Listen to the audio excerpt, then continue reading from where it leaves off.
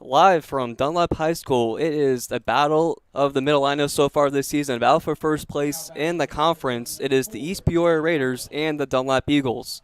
I am Michael Savoy. Joined alongside me is Robert Brown. And Robert, anytime you can have a game against two teams for the battle at the top of the conference, it should be a pretty exciting game. I'll tell you what, if you go by the record standards, this is going to be a highly competitive game.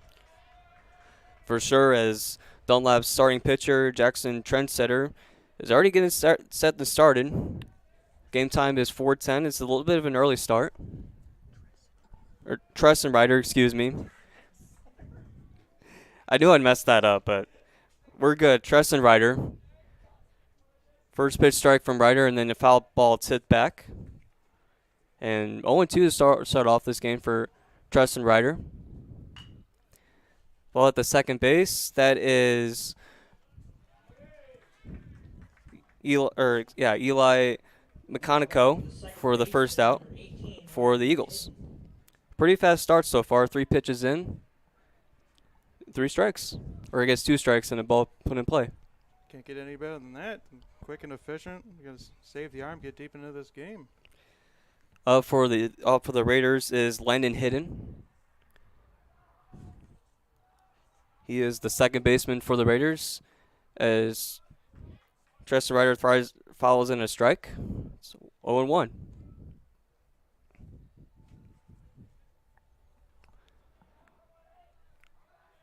Tresson 0-1 is a little bit outside and up. It's a pretty windy day so far for baseball, I'd say. The weather has been pretty nice the past couple days, some 80-degree days. This one's a little bit windy. Certainly, but I think it's still beautiful for a game of baseball. This is my preferred type of weather, I'll tell you that. Tresson looks like a little bit of a slide piece that goes away and up for the ball. Be 1-1 on Hidden. And then Tresson follows up with the strike. Will be a 1-2.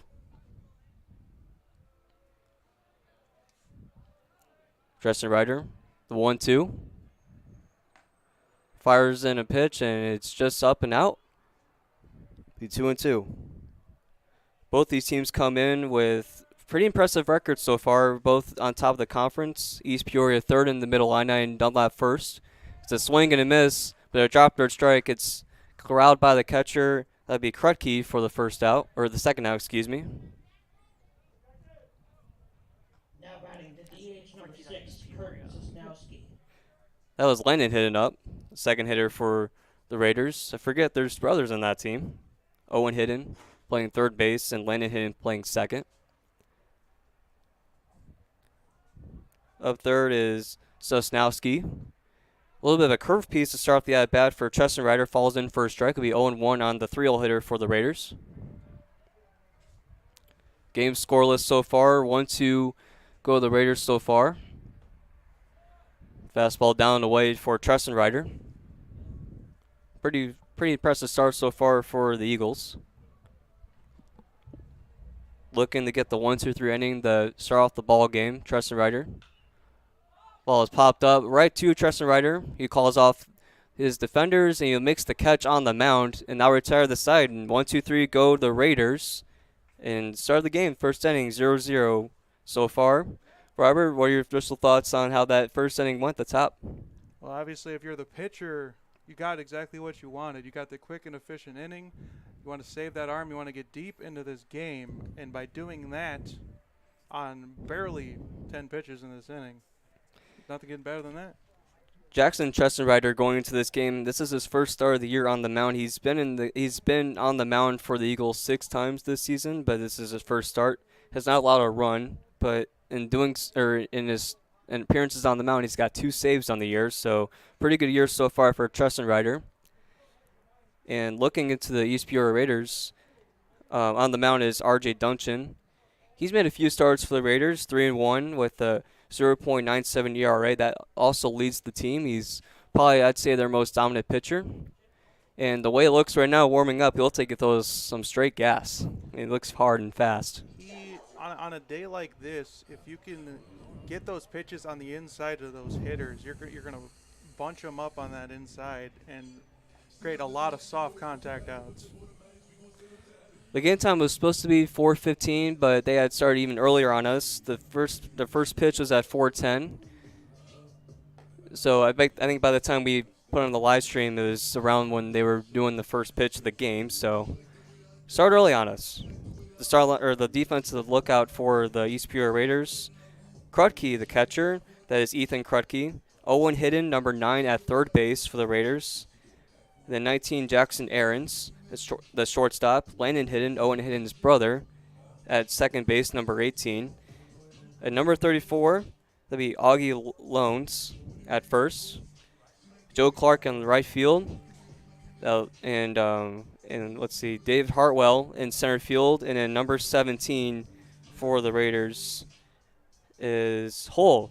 Hull is in left field for the Raiders. The Raiders have some nice uniforms. They have the maroon base with some white numbers or yellow numbers and white trim. So nice uniforms. Absolutely. You don't see maroon a lot, especially even in the major leagues. You get those bright reds and blues all the time, but very, very rarely you get a nice maroon like that. It reminds me of the Arizona Coyotes jerseys a little bit. Yeah, they're nice. You get a lot of schools with the nickname Raiders that have that maroon color, so it's not too out of ordinary to see those colors as well. And Dunlap's uniforms, for that matter, look really nice. I believe I can't see too well out of here. I know they're piped, but I'm pretty sure they're pinstripe too. And obviously, white uniforms home is pretty nice. Got those beautiful shiny gold helmets as well. The helmets are really nice. Nice touch on the uniforms. The Fighting Irish of Notre Dame. R.J. Duncan starts off his first batter with the ball, down and in, fastball. Up first for the Eagles is Jackson Newton, and he looks at 2 straight balls from Duncan. The 2-0 from Duncan is fouled to the right towards the dugout, or fouled to the left, towards the dugout, and that'll be the first strike on Newton.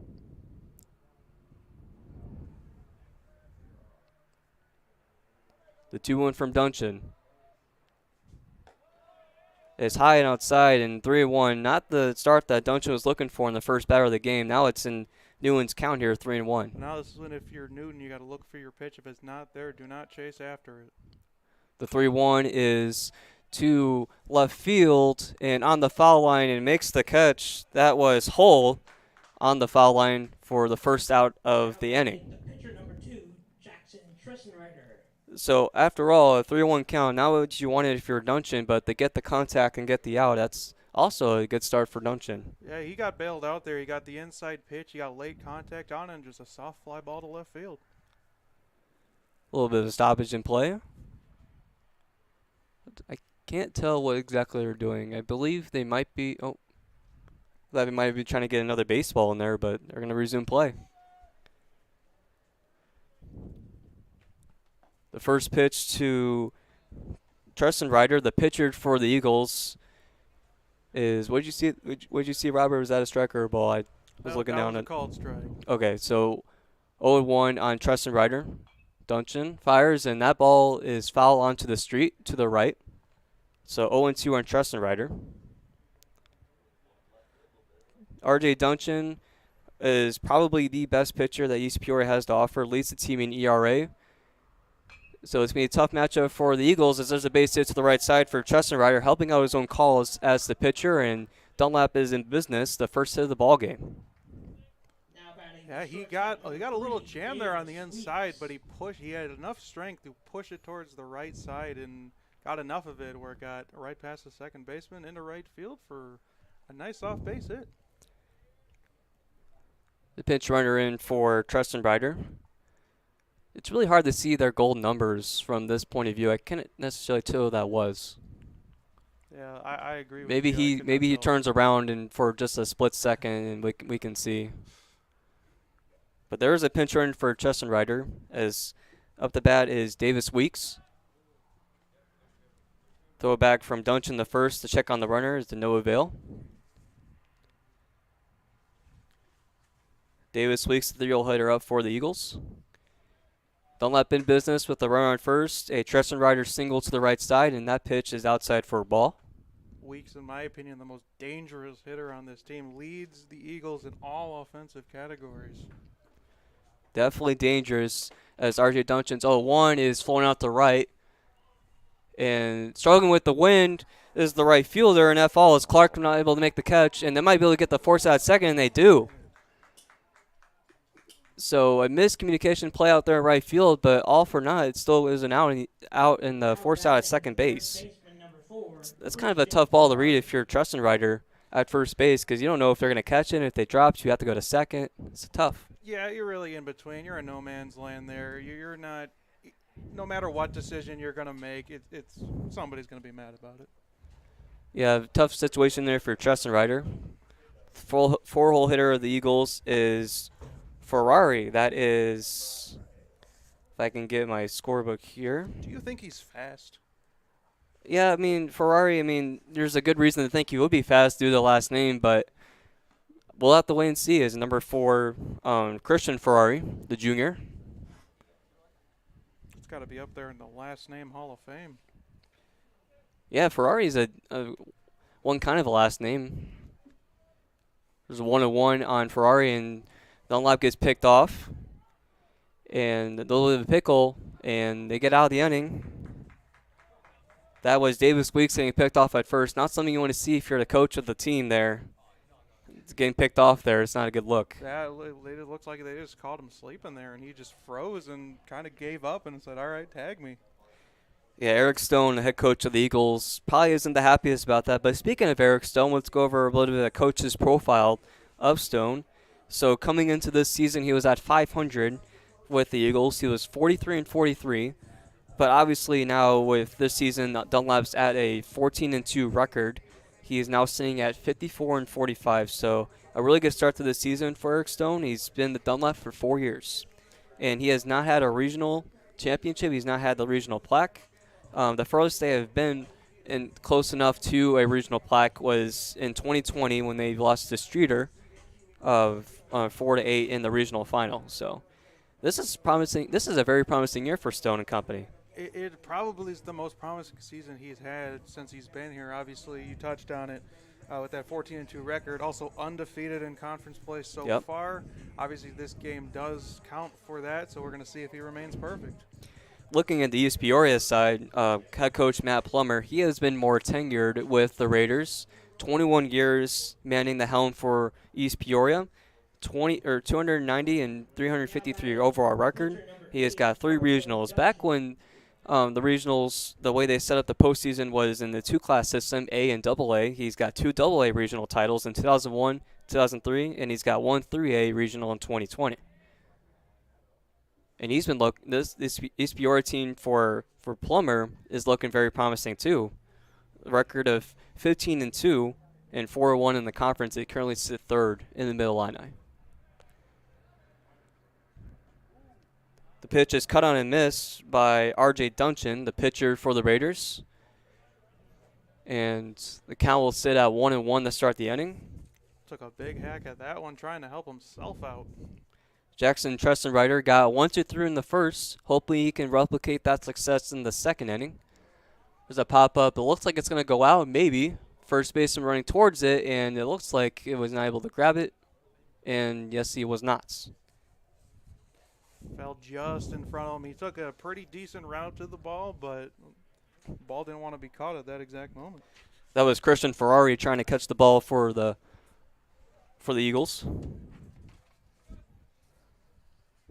Treston Ryder, the 1-2.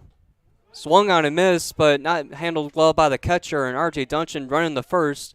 In no contest by the catcher, that ball just got a mile away, and that was Gibbs not able to corral it. And R.J. Duncan, the unconventional strikeout, but he gets the first base via drop third strike. Hey, you take it. I mean, we get on base any way as possible. You might have struck out, but helps the OBP. Yeah, I mean, if you strike out, but yet, there's a way you can still get on first, you might as well take it. You might as well sprint down the line. And he was in a good situation because that ball went to the left side, and it was just hard for Gibbs to ever really try to get a throw off. Treston Ryder with the runner on first. That is Duncan. Up the bat for the Raiders is Owen Hidden, the third baseman, lefty. And he fouls one out to the left side for the first strike. It's a good start so far for Tristan Ryder. He technically has 2 strikeouts to his name. Just one of them was the conventional cut ball by the catcher strikeout, that conventional traditional strikeout. And one of them was a drop third strike. Nothing he can really do there. But nonetheless, a strong start as he starts 1-1 to Owen Hidden. And that 1-1 will be Owen Hidden showed the bunt and he hit it away. And we'll say that. And the 2-1 count, that was a pitch inside for Tristan Ryder. Yeah, back-to-back showing bunts. I don't know if it's just a decoy ploy or he's just trying to pick his pitch to let one down. Swing and a miss, and Owen Hidden, I think it got blown away by that fastball. It was a pretty high fastball, and it was pretty fast, and now the count sits at 2-2. Yeah, when you're facing heat like this, you got to start that load earlier to get to that pitch. He was way behind it. Tristan Ryder's 2-2. It was a slider that did not slide as much, and it'll be 3-2. It'll be a full count. This is a pretty important pitch for, how we view this game. 2 really good teams in any run counts and any base runner counts. So this pitch is very important. A 3-2 payoff pitch from Tristan Ryder. Runner goes. It'll be ball 4 and it'll go into center field, not center field, but it was not caught at second, but cut off by the second baseman, Landon Hidden. But nonetheless, it's a walk. They would have gone second base regardless. And we move on to Ethan Krutke, the catcher. Big opportunity here for the Raiders. First and second, and there are nobody out. These are the opportunities later in the game. If you don't cash in, you're going to look back on later and really regret it. Especially with nobody out here, you really got to make it pay off. Tristan Ryder fires in a strike, and that'll be 0-1. Big opportunity for Krutke to get a base hit. Maybe get that runner from second home. Big opportunity.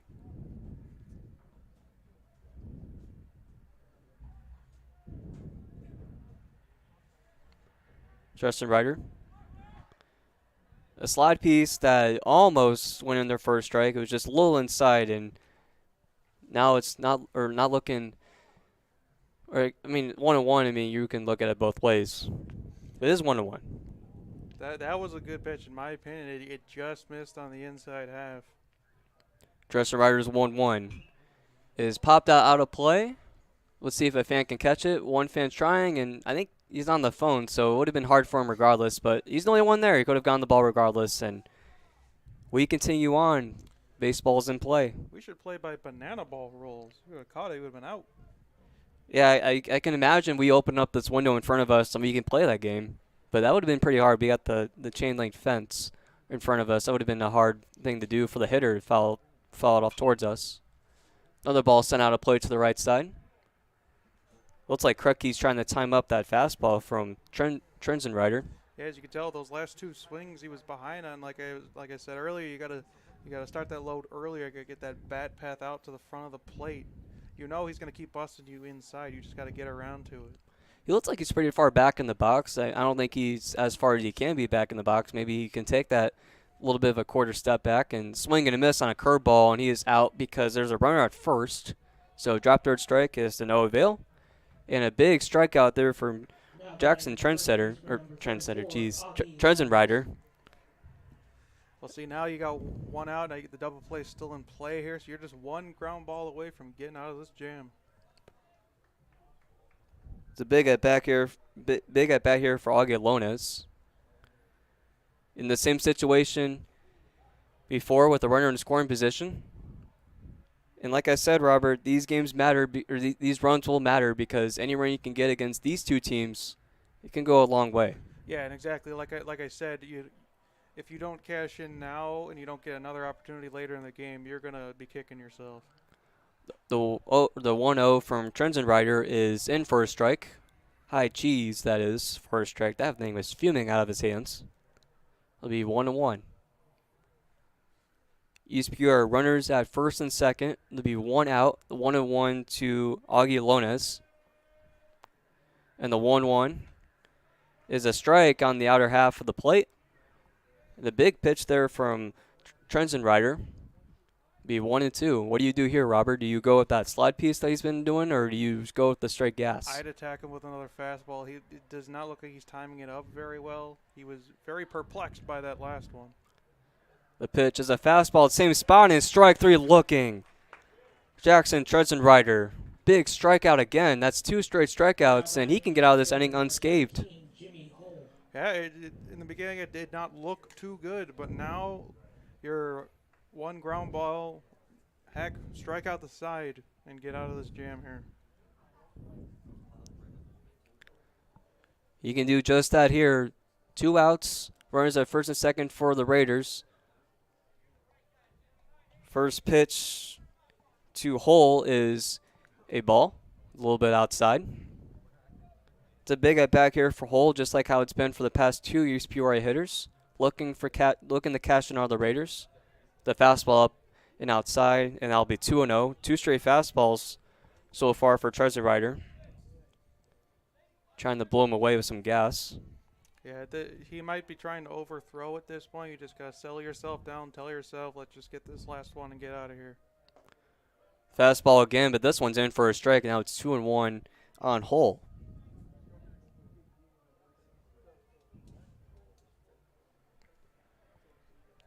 Tresenrider trying to get out of this inning when it was first and second with no outs with 3 straight strikeouts, if not just an out, as it's fouled off by Hole. 2-2 with 2 outs. Runners on first and second for the Raiders. Big opportunity for the Raiders to cash in and get the first runs of the game, and a big opportunity for the Eagles to get out of this inning unscathed. It's Tresenrider. His 2-2. Up the middle, and it looked like it hit off the middle of the bat, and it was caught by the shortstop. That is Aarons for the final out. So big inning there for the East Peoria Raiders, not for long, as they get runners in scoring position, but they do not cash in. Big inning breaker there for the Eagles, and it's still a 0-0 ball game. Yeah, you're gonna get like situations like that where you're going to look back on that later and wish you cashed in. They had first and second and nobody out. There were 2 hitters in front that struck out. They couldn't even move any of the hitters over, and then you get the last out there, a little lazy pop up to the shortstop, and I give them props. They battled, they got out of it. Certainly, and we also look at the notable wins and notable games that both of these teams have played. We'll start with the home squad, the Dunlap Eagles. They played in the Metro East Classic. That is a tournament usually held in the St. Louis, Illinois side metro area. So, like, you're talking about Southern Illinois, Edwardsville, Glen Carbon, O'Fallon, Edwardsville, those type of high schools. They host these games, and they fared pretty well. They went 2-0 at that Classic. Pretty competitive Classic, that is. They won against Civic Memorial 6-2, and they won against Mount Vernon. They won against them 10-9. And then they play in Myrtle Beach. They're one of the few Central Illinois schools to play in the southern part of the state in spring break, and they went 3-1. They lost to Pickerington North 2-3. Won against Oakton 5-0. They won against Hoover 13-3, and then they won against Padua Franciscan 4-3. So very successful start to the season for the Eagles, and a very challenging schedule that they've overcome. The swing and a miss there, and R.J. Duncan's out there dealing still. Fastest man alive up at the plate. Duncan's 0-1. Is in there for a strike. Painting the corners. Yeah, that's a really good pitch, a really good spot. There's not really much you can do about it. Christian Ferrari's up for the Eagles. And Ferrari lines it and caught on by the Raiders. That is Owen Hidden at third base. Lined it at third baseman. Had the lone shot a little bit to his left, but was able to make the out. And allowed out number 1 for the Raiders. Yeah, he got that one a little off the end of the bat. He reached for it, obviously protecting 0-2. Just kind of poked it to third base on a nice little lazy line out there. Up the bat now for the Eagles is McConico. Mechanico. It's one of those harder last names that sometimes I can stumble over. Mechanico. I'm just gonna roll with that. Mechanico. RJ Dungeon's working pretty fast here. It's 1-1, and I can swear just a second ago is nothing. The batter was just going up, so he's working and he's dealing pretty quick. This 1-1 goes low for a ball. It'll be 2-1. If he ever makes it to the major leagues, he's already set with the pitch clock. He doesn't even need one. He doesn't have to worry about the pitch clock. It'd be like it doesn't even exist to him. As this 2-1 goes in for a strike. No swing there, just a little bit on the outside. Good pitch there from RJ Dungeon. He is painting the corners in this inning. The outside corners on both sides. Pretty tough pitches to see as a hitter. You have to appreciate the location, but sometimes, in the heat of the moment, you might be not the happiest with the location. Fastball down and hits the dirt, blocked by the catcher. Really good block. Those fastballs, when they're coming at you that fast, and you have to block them, I mean, sometimes it's hard, but Krutke made a good block there, and it's 3-2. Not that it really mattered. I mean, there's no one on base, but it's impressive nonetheless. The 3-2 is hit out the left field. Going back is the left fielder, and it is gone. It's a home run, and Dunlap's on the board. That is Mechanico, and the Eagles strike first. It is 1-0. My goodness, that was a bomb out there. I'm surprised it did not hit one of those cars in the parking lot. It's a very impressive swing of the bat. And the Eagles, on this really big game right here for Mid-Illini first place rights, they are the ones that strike first in the long way. What a shot there from Mechanico. The wind is blowing, but I think without the wind, that ball would have got out. He hit it so hard that off the bat, I think everybody knew where it was going. It's a beautiful swing of the bat, too. No doubt about that.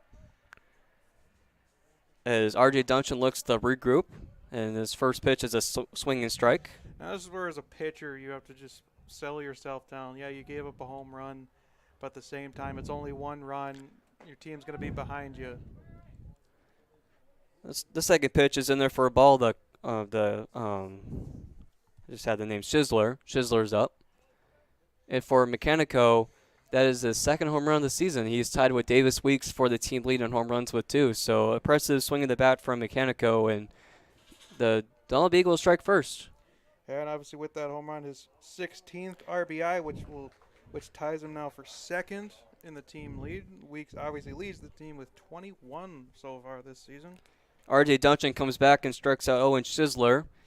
And he comes back with a 40 there, because sometimes when you give up home runs, sometimes you can be a little rattled. But he comes back with a strikeout, and there's 2 outs. Now there's 2 outs in the inning. Yeah, and as a manager, that's exactly what you want to see from your pitcher. He doesn't get completely unsettled by it. He settles himself down. He goes right after the next hitter like nothing happened.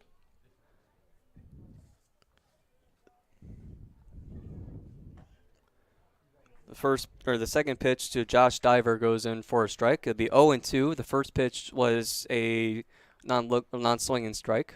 So RJ Duncan, after the home run, has been dealing, and he gets a swing and a miss. And RJ Duncan, I mean, you would have thought that maybe that home run would have rattled his mind, but man, I think he fired 6 straight strikes and gets 2 strikeouts, and it retires the side for the Raiders. So after the home run, not much damage done after that.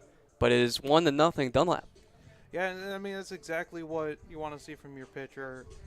Give up that home run. All right, we got 2 more outs to get here. Comes back and throws absolute darts in the zone. I don't remember even seeing one breaking ball those last 2 at-bats. Just firing them in there and 2 straight strikeouts. So let's look into the East Peoria side in terms of the notable wins and losses they've had. So they played Illinois Valley Central not recently, but they played them at the start of the season. A very solid 2A school. They beat them 9-5, and then they lost. One of their 2 losses came to Normal U High. Normal U High has a lot of college recruits on their team, one of the better 2A schools in the state as well. They lost to them 2-3, and then they beat a very valuable, very decent, very good Big 12 opponent in Peoria Notre Dame 8-1. So East Peoria, they've been battle tested. They played the best competition besides their conference that the area has to offer, and they've dealt pretty well against them. Yeah, that's what the best teams do. I mean, you go out, and obviously you beat the teams that you're supposed to beat, and then you also go out and beat the teams that people don't think you can beat. Top of the third now, and Jackson Treason Ryder is still on the hill dilling, and beating him on or batting for East Peoria. Number 20. Now, I do not have a number 20 on the roster. I believe he's number 20. Let's take another look. Will they pinch it? The second pitch is in their first strike. A nice slide piece there from Treason Ryder. I don't got a 20 either. They pinch it. It's supposed to be Ahrens up, it looks like, but Well, let's take another look. I might have. Oh, no, number 20. I do not have a number 20 on the EP roster. I do not either. I apologize to number 20's parents and whoever might be watching that might be supporting number 20.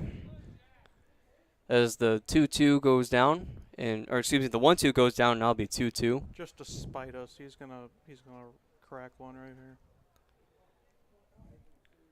The 2-2 is a really good pitch. It buckled his knees, and it was called a ball just a little inside, and that's a full count. Well, he was playing limbo.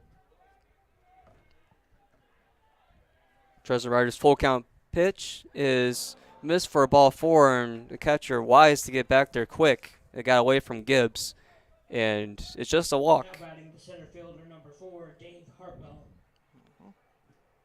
So Dave Hartwell up for the Raiders, number 4. Yep, grounded out in his last at bat. So looking to put some in motion here with the man on first. Big opportunity for the Raiders to get back at that Dunlap home run. Hartwell, the center fielder, shows bunt. He gets hit by the pitch. Ooh. And he will go to first base. It is a true hit by pitch. Squaring her on the bunt nonetheless, too. That had to be a little scary at the ball coming in on you. It didn't look like it affected him too much. He's on first base, and he's looking like it's okay. Maybe it just hit him on his backside. It looked like it hit him on his backside, so he's all good. Hartwell is at first. And Landon Hidden, the second baseman, will be up with the runner in scoring position. There was a conversation going on here between the home plate umpire. Looks like they're going to have a little conference about if he was planning to bunt or not. They might be talking about whether it hit his bat or not, but I would assume, that could also be, yeah. Or it could be that because he was bunting, it could be that it was a strike.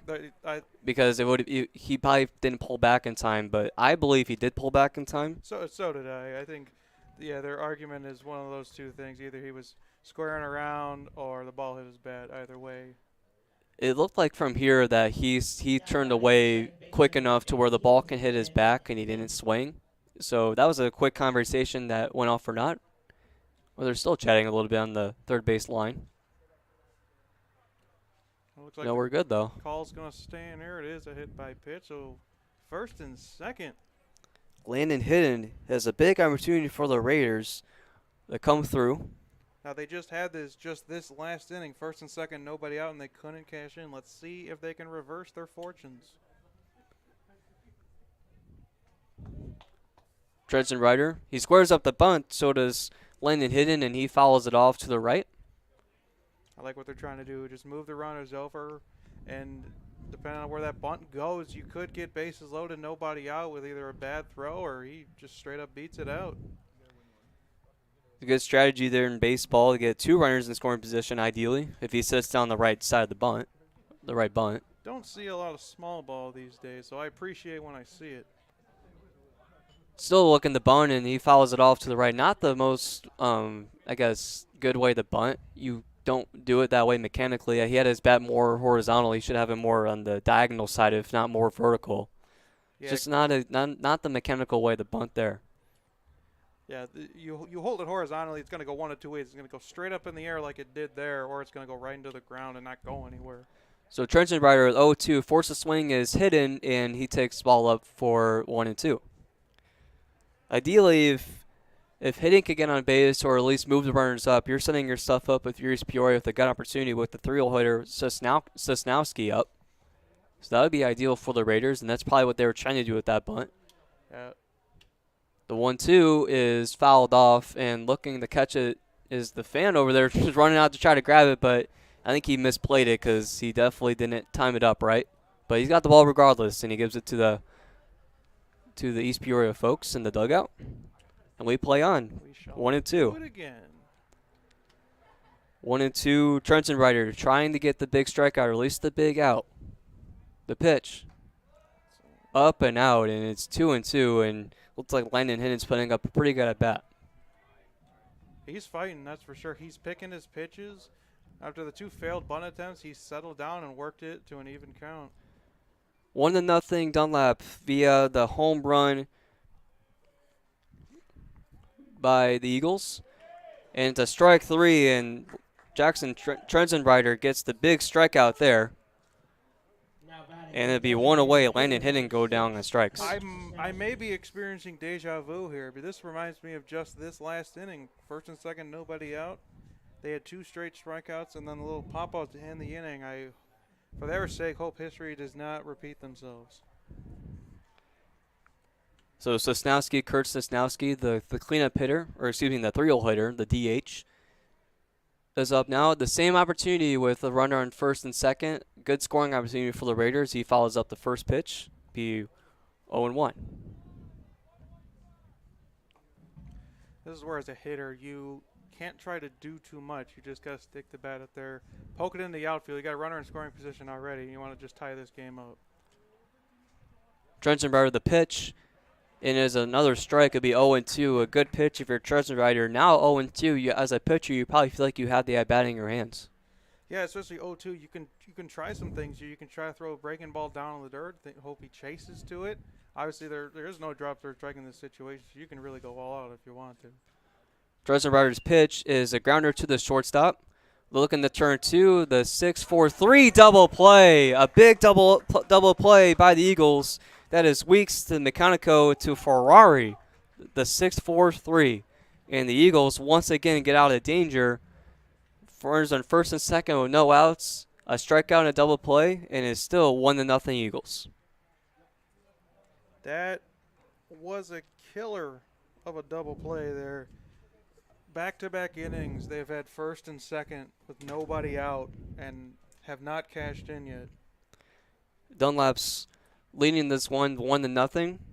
The only run that has been scored so far was a solo home run to the left side, left field by Eli Mechanico. I'm not sure that ball's landed yet. And it looked like it was absolutely obliterated. It looked like it would have reached the cars on left field, but I didn't hear any windshield or anything that would show or prove that hit a car. So, for the sake of the car but owners, it did go over the wall. For the sake of the car owners, thank God. As a fan, I'd love to see it. Yeah, it's one of those balls where, as a left fielder, I mean, he did move to try to catch the ball, but as a left fielder, you probably knew off the bat that that ball was absolutely crushed. That's one of those balls where you just hear and turn around and watch it go. You're not moving. Now, in all fairness, the left fielder for the Raiders, Hull, did make the chance to try to catch the ball, but I think a lot of left fielders, a lot of outfielders, that when they hear the sound in the back of that ball also off the bat, you knew it was crushed. I think when you hear that sound off the bat and the ball is going up and up and up, okay, it's out of the park. He started jogging back towards the fence and realized he was out of grass. So Dunlap is up the bat again in the bottom half of the third inning. 1-0 in favor of the Eagles. It is Johnson, the third baseman for the Eagles, up the bat, and R.J. Duncan fires in a ball to start off the inning. Pretty good pitch, nice location, just a wee bit high. Duncan's 1-0, grounded to the third base side. Nice play by the third baseman and makes the play on Johnson. That is Owen Hidden making that play. That was one gnarly hop to third base, but that was a nice job adjusting to the ball, raising the glove, making the play, and an accurate throw to first. Not an easy play by any means. That ball was crushed, too. I mean, you can't doubt that. And he played it like it was crushed, and he couldn't get in front of it. He played it off to his side. That's why I rarely played third base. It's not an easy position to play. Now, I'd say not a lot of positions in baseball are easy to play, as the first pitch from Duncan is a ball low. That's why I liked first base so much. You don't really got to do much. You just kind of stand there. Yeah, I mean, there's some work to it, but not as much in terms of having range. But you do have to get in your split position sometimes and try to pick some balls. So if you're not the most flexible, sometimes first base won't be the right position for you, as grounded in the hole. Nice backhand play by the shortstop, and it is to no avail. The speeds the the speedy Dunlap player beats out that throw, but you can't doubt the effort by Aarons at shortstop. Absolutely. You got ranging to his right, picked the ball with his glove, made an off-balance throw across his body. It was fairly accurate throw, just pulled the first baseman off the base down the line. Gabe Munoz was up the bat for the Eagles and got that base hit. They're going to rule the base hit. The first pitch from Duncan to Noon. Jackson Noon, the leadoff hitter for the Eagles, will come pretty soon. In the windup, or the stretch, excuse me, the pitch, and it almost hits him. Nice wake-up call there for Noon. And it is 1-0. Dunlap, a golden opportunity to maybe get another run across, another insurance run. It's not a bad thing at all. It's actually can be very helpful if they can add a couple more runs against this East Peoria team. So is bunt, and the check throw back to first. Now in time, Gabe Munoz gets back. It'll be 2-0. Yeah, you touched on it. This is the type of game that one run isn't going to beat them. You're going to need several insurance runs because both offenses are as potent as they are always threats to put up a crooked number. 3-0 on the hitter, that's Jackson Noon. And R.J. Duncan needs to figure out a way to fire in a strike. I don't think he can afford, with the run deficit he's in right now, 1-0, to afford 2 runners on base as he tries to pick off Gabe Munoz, but to no avail. 3-0 here. You just got to pick your pitch here. Don't swing at anything ridiculous. I think he just threw that in, not as far as fastball, but he wanted to get a strike across the plate, and I believe Jackson Noon was taking all the way. Strike right down the middle, and it's 3-1. Duncan fires all the way over the first again, and makes sure Munoz believes that he's honest at first, or on the mound. He's paying him a lot of attention over there. Munoz is fast. He's very athletic. The bunt is down, a really good bunt at that. Moves up the base runner. And Duncan gets the out at first, Jackson Noon. But a good bunt nonetheless by Jackson Noon, moving up Gabe Munoz the second. And the Eagles are in business once again. They can add another run. And this is when you separate the really good teams from just the good teams. Your 2-out hitting is really what matters most in high-pressure games like this. Tristan Ryder is up. The pitcher looking to help out his own cause. The first pitch is in for a strike. A really good pitch, too. He looked like Tristan Ryder was thinking it was going to be a little more 2 inside, but good spot nonetheless from Duncan. He starts off this at bat 1-0. 2 outs. Dunlap leading 1-0 in this ballgame. A home run in the second inning from Eli Meconico is the difference so far. And Gabe Munoz at second base with Tristan Ryder up the bat. Be 1-1 on Tristan Ryder. The pitch is low and outside. Hitters count here for Tristan Ryder, 2-1. Okay.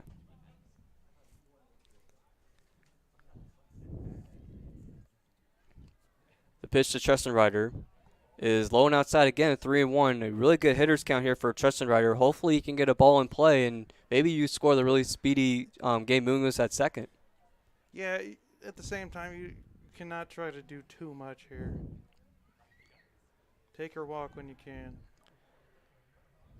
Keeping Gabe Munoz honest at second was Duncan, making sure that he doesn't get too far of a lead or even think about really stealing. He's making sure that he knows he's there.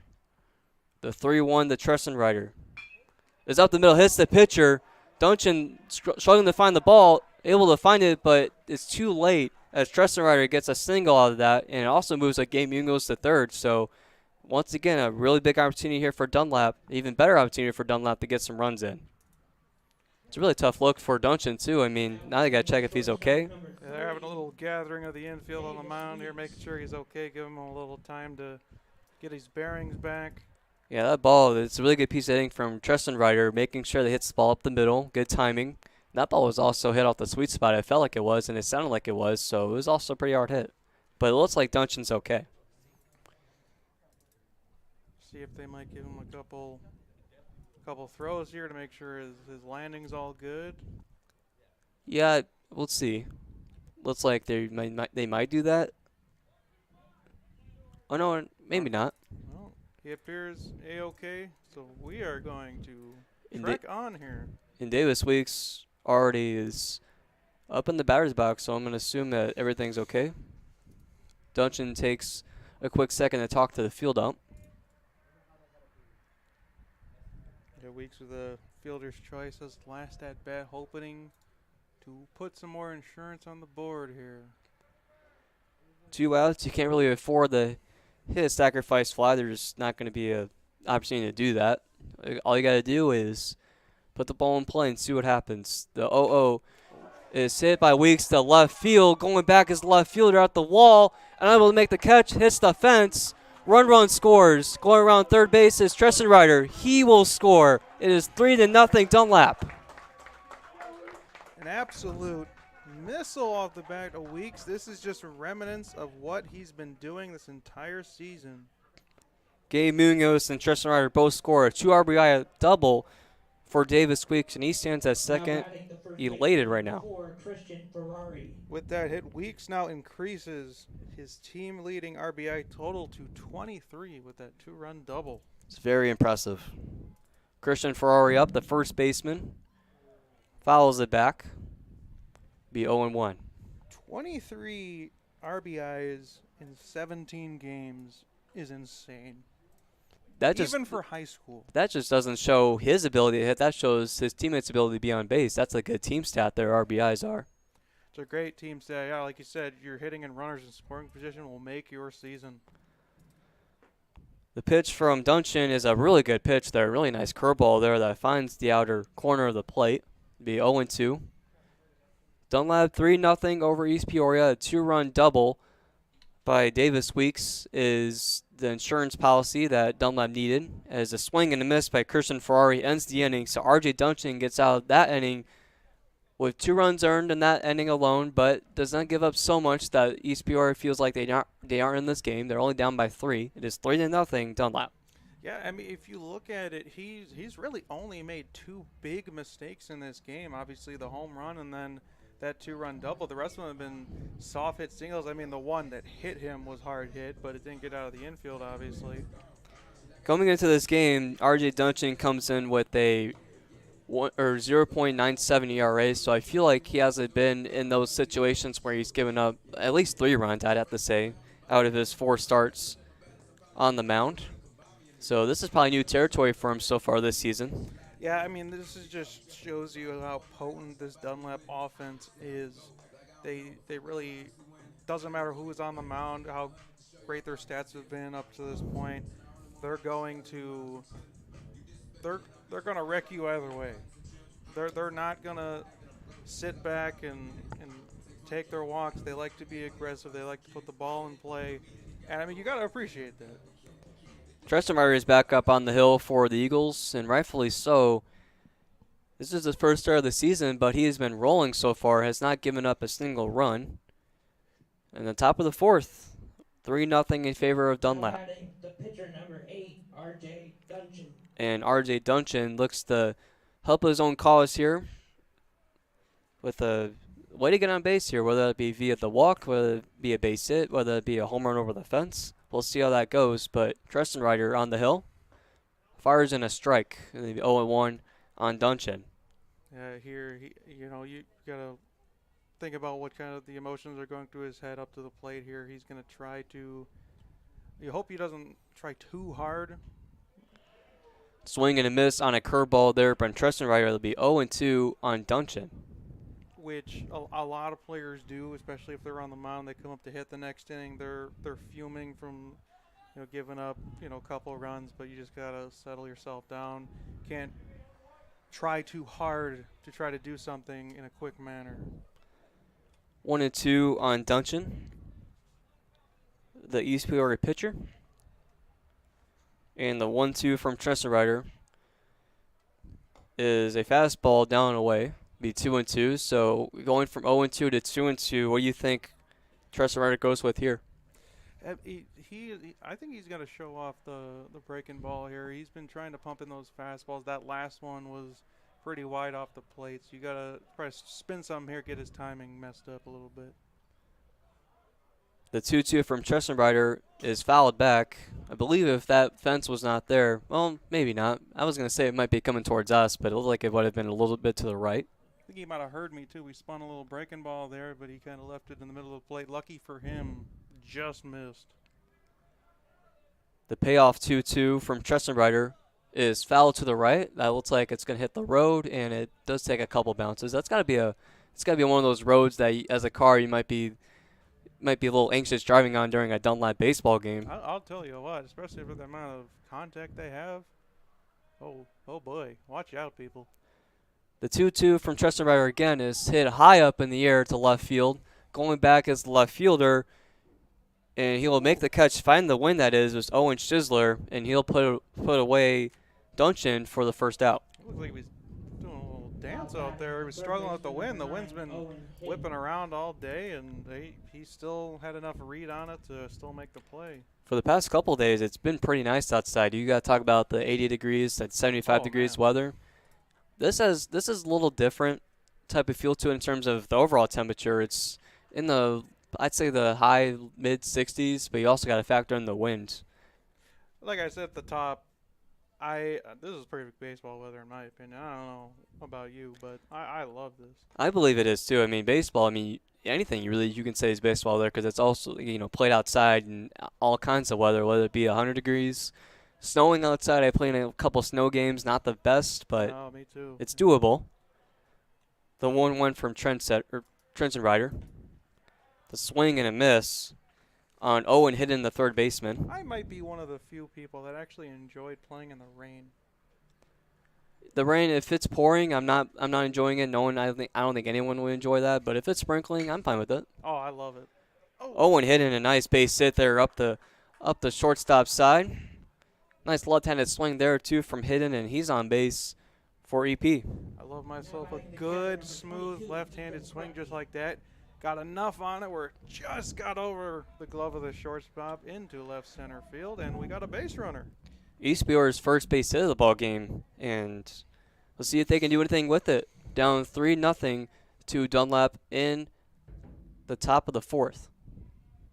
The pitch is lined in the left for another base hit. That one was Ethan Krutke. And just like that, 2 straight hits for the Raiders, and now they are in business with runners in scoring position. A really big inning now for the Raiders. Now, I'm not trying to jinx anything, but feels like we've been here before.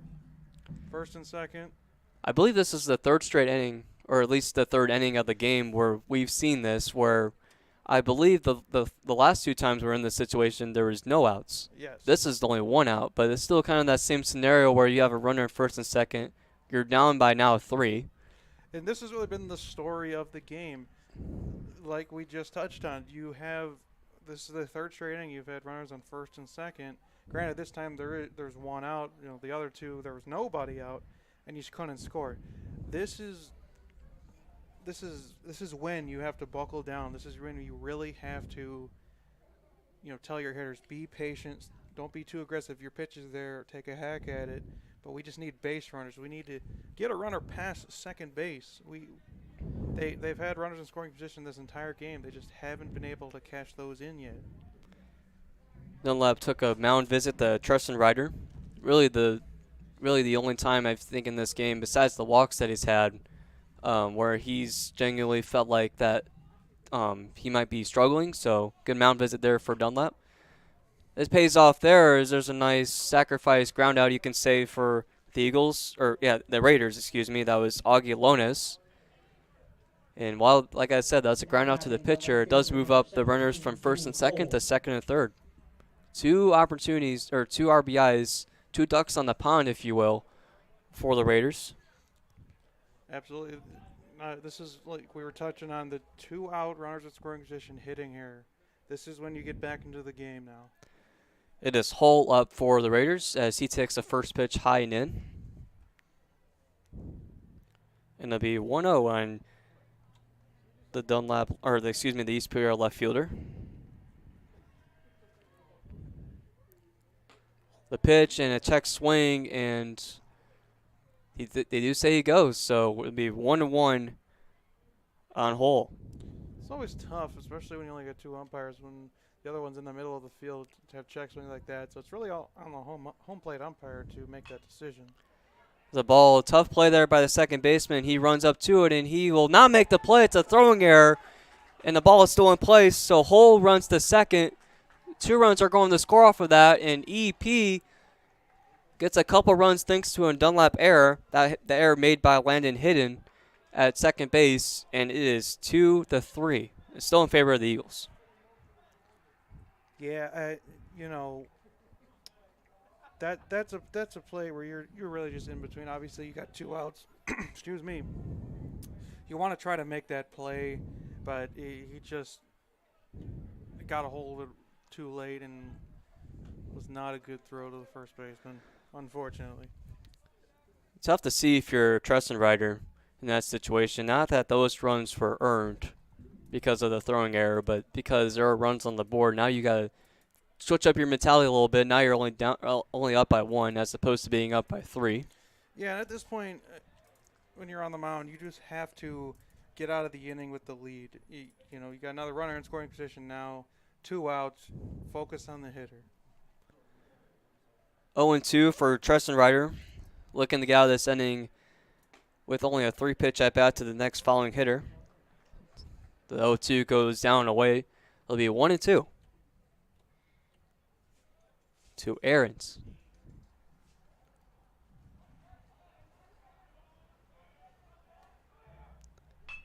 Aarons, the shortstop, grounds it, but is hugging the first baseline, but it does go to the right side of the first base bag, so that is a foul ball. The count still stays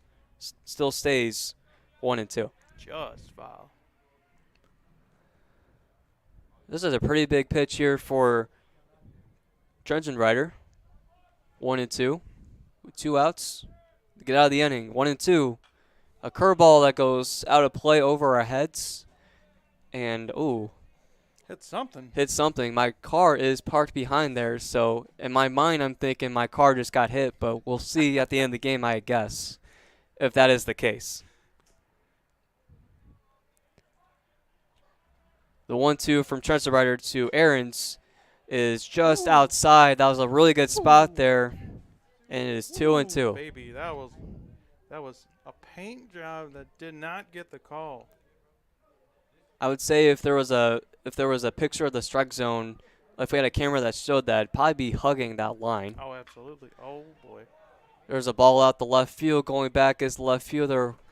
That is Schizler, and he has it for the final out. So East Peoria gets 2 thanks to a throwing error by Landon Hidden, and it is a 1-run game. East Peoria 2, Dunlap 3. Now, this is exactly the type of game we were going to get. 1-run game going into the middle part of the game here, and this is where the real teams show up. Certainly, as we look into the schedules coming up, first we'll start with I guess we can start with East Peoria while we're at it. They have Peoria Christian coming up on the 19th. Speaking of Peoria Christian, they are playing, from what I saw on Twitter, they are playing Peoria Heights at Dozier Park. They have like an annual series going on there where the team that wins gets a cup, and so that's pretty cool. I did not know that existed. That is interesting. Pretty nice rivalry they have between Peoria Christian and Peoria Heights. Small school rivalry. And then after that Saturday, that is on Friday. That Saturday they play versus Springfield at the Eastside Center. That is a doubleheader. Nice 3A opponent are the Springfield, I believe, Centennials. Could be wrong on that, but they have an interesting mascot. No, Senators, excuse me, because, yeah, I can see why that is, the Senators. And then they resume conference play on the 22nd and 24th, 22nd being at Washington, and the 24th being versus Washington. Washington baseball is also atop of the Mid-Illini Conference. It's really a 4-team race between these 2 teams, the Eagles and the Raiders, and then Washington and then Morin. Pretty much a 4-team race for that conference.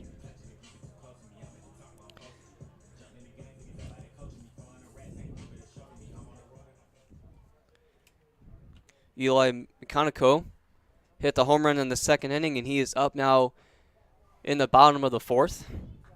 He takes the first pitch in there for a strike. I bet you'd be looking to duplicate what he did in the second inning, sending one over the left field wall if he had the chance. I would love to see it. But he's quickly down 0-2 to the R.J. Duncan, who is quickly working out of the stretch. The ball is back and is foul.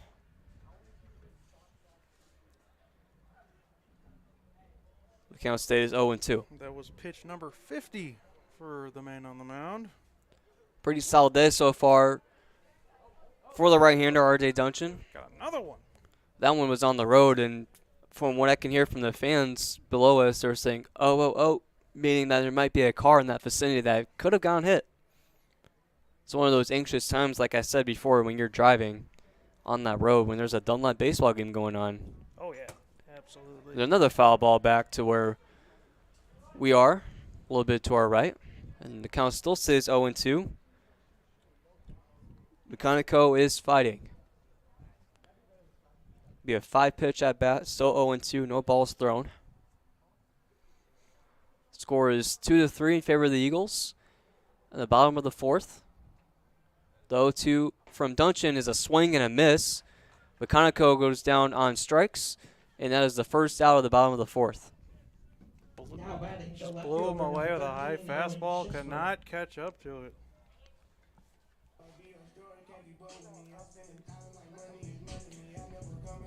Luke DiGiuliardo is up for the Eagles. The basketball star, I remember interviewing him for our CSM basketball previews, and it's safe to say he's not the best interviewer. He's one of those non-talkative guys that you have to get a little bit more out of him when you ask him questions, but it's okay. A lot of people are like that. Hey, so yeah. Especially if great athlete, though. Oh, yeah. I mean, especially if you haven't really done a lot before, you're going to be really kind of closed off. But you're going to ease into it, get it open up a little bit, especially the further you get into your career, no matter how far it may go. The 1-1 is cut on and missed by DiGiuliardo, and it is 1-2 on the Dunlap senior. Duncan 1-2, swing and a miss, and DiGiuliardo is down on strikes and 2 straight strikeouts for R.J. Duncan.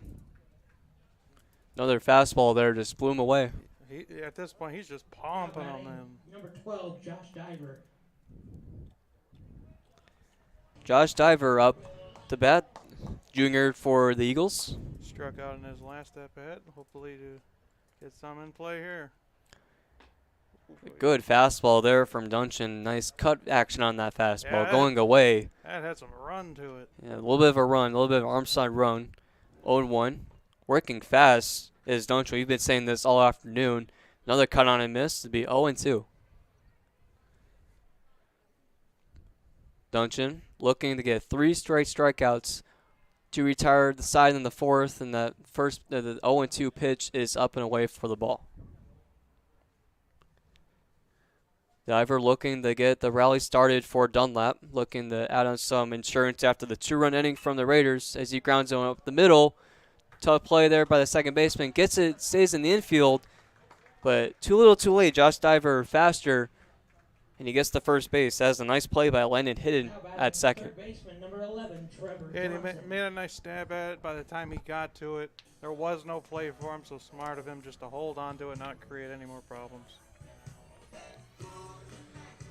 Trevor Johnson up for the Eagles, the senior. And with the runner at first, as Duncan steps off, the runner at first, the Eagles have something cooking. The first pitch of this at bat is in there for a strike.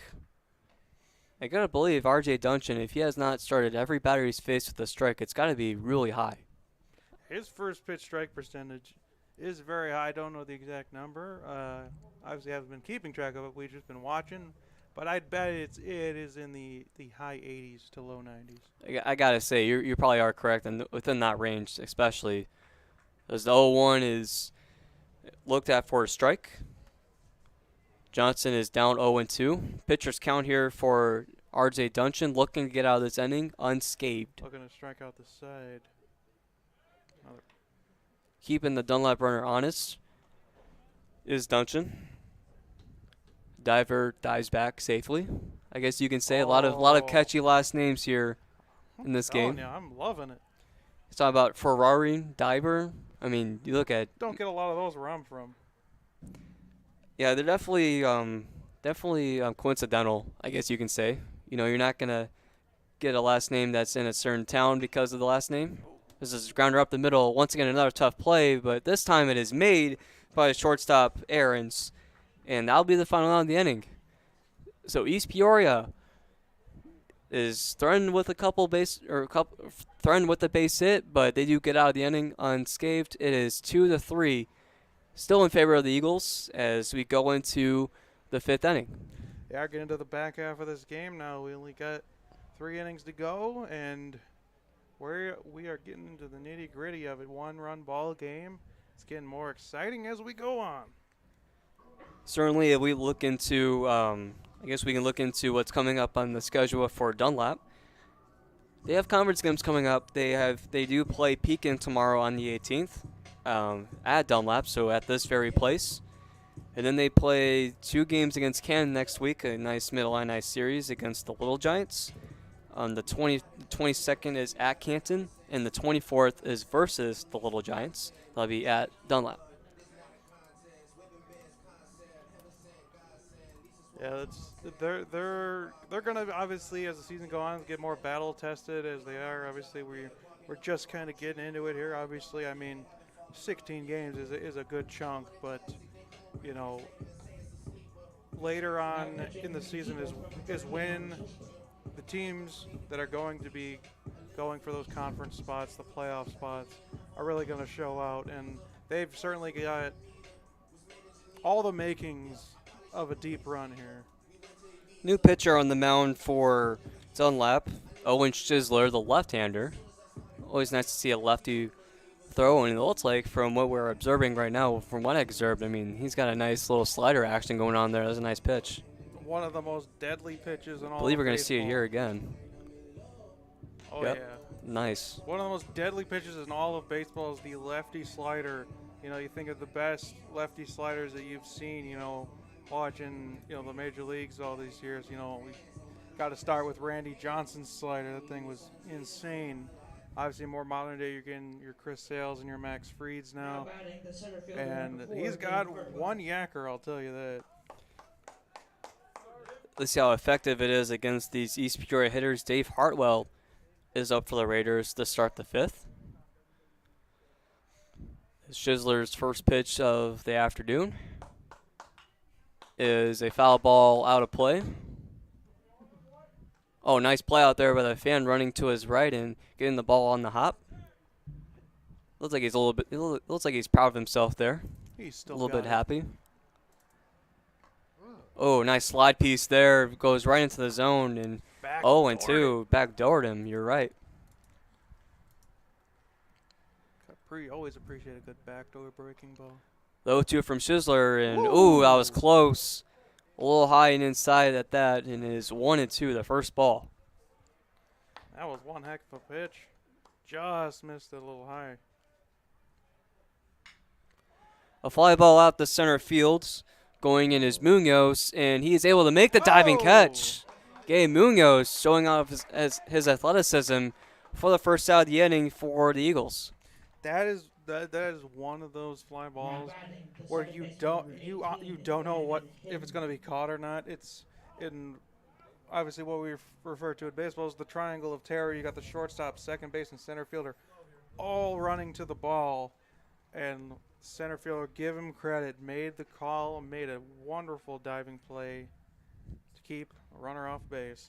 Gabe Munoz is a University of Wisconsin Oshkosh football commit, so he's definitely got the athleticism with him. She just showed there, good multi-sport athlete. He plays 3 sports. He obviously plays baseball, obviously plays football. If he's going to go to college to play football, and he also plays basketball, and he's also a really good basketball player, so a really good athlete for this Dunlap team. You know, that's a solid point there about his football. He making that dive look like a wide receiver out there. Don't know if he actually plays receiver, but he looked like one there. Schisler starts the at-bat against Landon Hidden on 2 balls, so it would be 2-0. 1 out. Score is 2-3 in favor of the Eagles. In the top of the fifth, it swung on and missed, and it'll be 2-1 on Hidden. Landon Hidden.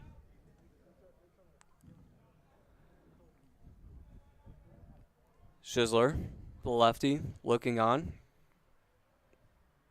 Getting a sign, finally agrees, nods his head, and the 2-1 is high and out for a ball. It'll be 3-1. Good hitters count here for Hidden. Okay, you got to be patient here. Take your walk if they're going to give it to you. If you find your pitch, take a hack at it. Schizler 3-1 is in there for a strike, and Hidden had other ideas. He was on his way to first base, and he will calmly walk back and resume the at-bat. It's the fun baseball thing. Every hitter thinks they got to walk. They turn back and go, what? 3-2 count on Hidden. And the pitch is out the right field. Going in as the right fielder. He also will make a diving catch. He's got it. And will that stand? Oh, it will. I thought that maybe they didn't count it as a diving catch. I was looking at the base runner. It looked like he was just rounding the back like normal, but nope, it's a diving catch. That was a little weird to me. I was watching the field umpire. He didn't even make the call. The home plate umpire did. That's kind of Little odd to interesting me, to yeah. see. I mean, two opposite sides of the baseball diamond, but that was Jackson Noon with the diving catch. So let's see if there's a ball headed to left field and see if all three outfielders will make diving catches. It's a swung on and miss by Kurt Sosnowski for the Raiders. They'll start the count 0-1. Wisniewski 0 for 2, fly out and a ground out so far. He's looking to get off the proverbial schneid in this game. 0-1 from Schizler. Be down and away, and they'll be ball one. It'll be 1-1. 2 outs. Bases clear of anybody. And the 1-1 to Sosnowski is swung on and missed. 1-2. What do you think you go with here? Do you think you go with that sweeper that he's been kind of dominant with so far? Or? He doesn't seem like to be timing up anything. So honestly, I'd pump in the full fastball there. Fastball has some arm side run to it. Thrown there and fouled off to the right. Yeah, Josh got a piece of that was an emergency hack. He kind of just flicked the bat out there. It's one of those fastballs where you think it's just going to dart in, but then, like I said, arm side ride. Sometimes it doesn't look it is, but no, it's a strikeout. And Schizler gets out of the inning with the strikeout of Sosnowski. And the Dunlap Eagles still have the lead. It is 3-2 in favor of those Eagles. That was nasty. I'm sorry. Nobody can hit that.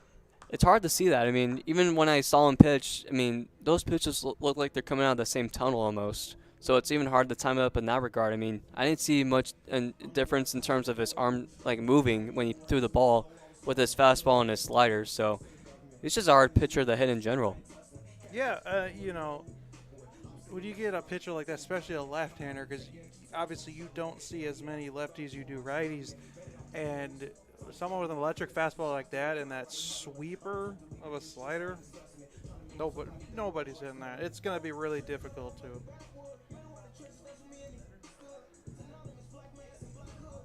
Looks like R.J. Duncan is still on the hill. Yes, it is. Number 8 for the Raiders, still throwing.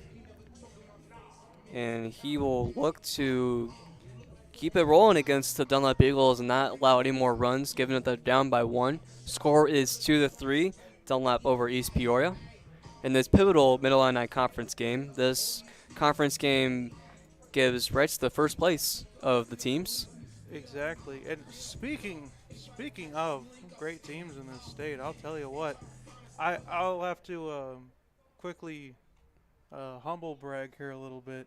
Go for it. But Now batting the my center fielder, Warriors number of 0, Lincoln Way West the back Blue home, Hills. where I went to high school, are currently 13-0 in Class 4A here in Illinois, and currently are the number 2 ranked team in the state of Illinois, and they're number 23rd in the United States. Nationally ranked too. I did not know that. You were telling me about this before about them being state ranked, and that's already impressive enough. I did not know they were number 23 in the whole country. That's very impressive. Who is the number 1 ranked team in 4A? You know what? Well, 4A, Class 4A, it is Lincoln Way West at 13-0. Nazareth's right underneath them. They're 18-0, but Lincoln Way has the strength of schedule over them. So they're going on a run. I give head coach Jake Zykes so much credit for what he's done. Obviously, I know him very personally. Worked with him a lot while I was there, and he's certainly always puts out a great team. This year, more so than previous years. Certainly, as Gabe Munoz up the bat for the Eagles, and he is down 1-2. He previously just fouled one back that went to the top bleacher, I believe, right in front of us. Made a pretty loud noise, and a loud bleacher noise. Loud, banging metal noises. But to go back on the Lincoln Way things, I mean, I'm from closer to that area. I'm from more of the southern part. I know some schools in my area that do play the Lincoln Ways, and one of them's even in the same conference as the Lincoln Ways. So I know how dominant some of those schools can be. But when you think about the athletics with the Lincoln Ways, you always think of Lincoln Way East, and rightfully so. They're always in the state finals in football, and they always have this athletic pedigree. But what about those other Lincoln Ways, Central and West? That is, as there's a drive out the left field for Gabe Munoz, back at the wall. And it is gone. A home run from Gabe Munoz. And the Dunlap Eagles extend their lead by 2. It is now 2-4. A solo shot from number 0. Second home run of the game for this team. They just love hitting them out the left field. The wind, for the second time today, helped them out a little bit, but that ball was smoked off of the bat. Jackson Noon up the bat for the Eagles. Yeah, I mean, left field's got to be their spot with the right-handed hitters. Pull side. But yeah, to finish the point about the Lincoln Ways, I was telling you in the pregame that you touched on it as well. Every time you think about the highly competitive Lincoln Ways, you're always thinking of East. I mean, as much as it pains me to say, it's most of the time true. You know, we're not the biggest fans of them. I would say there are rivals being in the same area as us, but this is the one feather in our cap this year for our baseball squad. So I'll finish off with that. I'll get off my high horse here in a second. We'll get back to the game that actually matters. Jackson Noon up the bat for Dunlap, quickly down 0-2. Duncan fires in a ball inside. Be 1-2.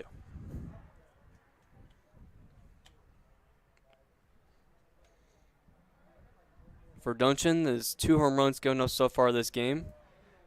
You got to believe his ERA is going to jump up maybe a run, I'd say, a .97 coming in, 4 runs given up. None of them are from the errors or from walks, or not from walks, yeah, from errors. So I assume all of them are earned. And yeah, I mean, like I said earlier, like he's only made 3 mistake pitches this entire game, and they just so happen 2 of them to go out, you know, and that's baseball for it, really. You make 1 pitch and the game gets turned on its head like that. Full count on Jackson Noon. And he swings and misses, and that is a strikeout for East Peoria. So Duncan gives up 2 home runs. Like I said before, with the first home run, he might be a little flustered in the head. He gives up another home run, but yet he's still on this high horse. He's still doing his thing.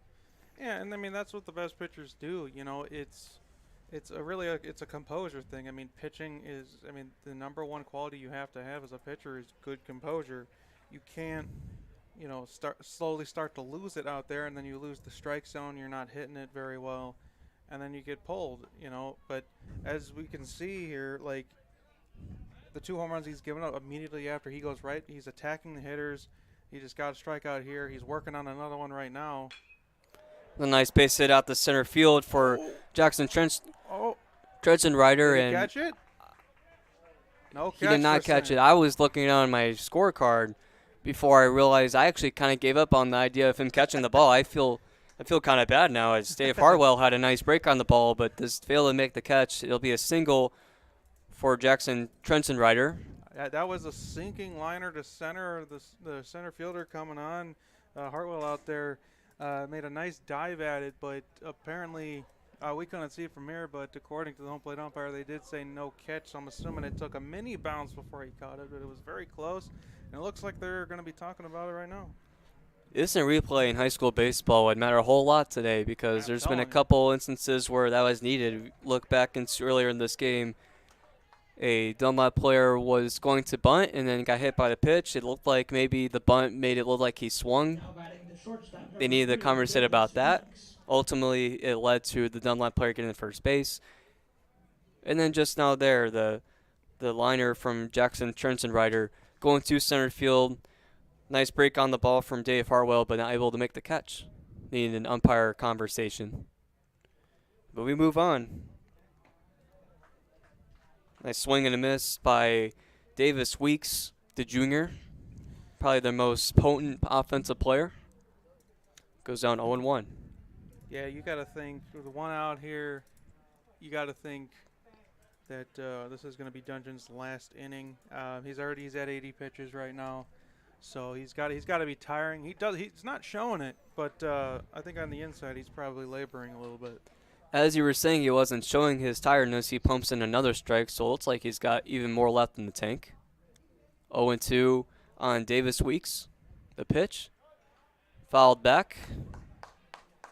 And the count will remain 0-2. It's gotten a lot sunnier out here. It was very cloudy when we came in, but now it's partly cloudy, a lot of blue skies now, and turned into a really nice day for some baseball. It was so cloudy they started turning the lights on in the outfield, but I don't think they're going to need them.